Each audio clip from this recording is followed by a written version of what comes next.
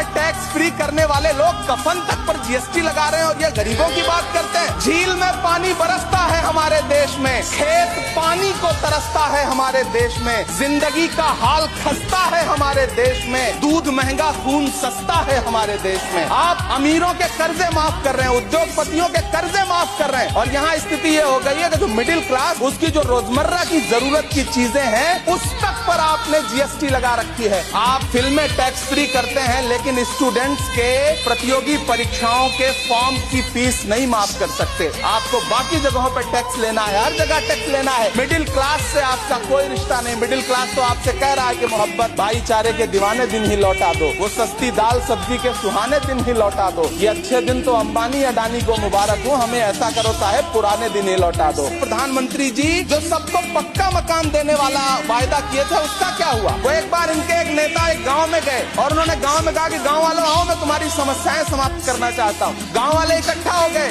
नेताजी ने गांव वालों से कहा बताओ तुम्हारी दो समस्याएं बताओ, मैं दोनों समस्याओं का यहीं पे समाधान करूंगा। तो गांव वालों ने कहा साहब हमारी पहली समस्या है कि हमारे यहाँ कोई हॉस्पिटल नहीं है। तो नेताजी ने मोबाइल निकाला, कहीं फोन मिलाया और मिला के फोन पे पता नहीं क्या कुछ कहा कि यहाँ गांव में हॉस्पिटल नहीं है, हॉस्पिटल तुरंत यहाँ हॉस्पिटल चाहिए। गांव वाले खुश हो गए कि 1 मिनट में यहाँ हॉस्पिटल आ रहा है। अगली समस्या के बारे में उन्होंने नेताजी ने गांव वालों से कहा कि मैंने आपकी पहली समस्या समाप्त कर दी, दूसरी समस्या बताओ। तो गांव वालों ने कहा साहब इस गांव में कोई भी मोबाइल का नेटवर्क ही नहीं है। ये है इनके काम करने का तरीका, ये है झूठ बोलने का तरीका।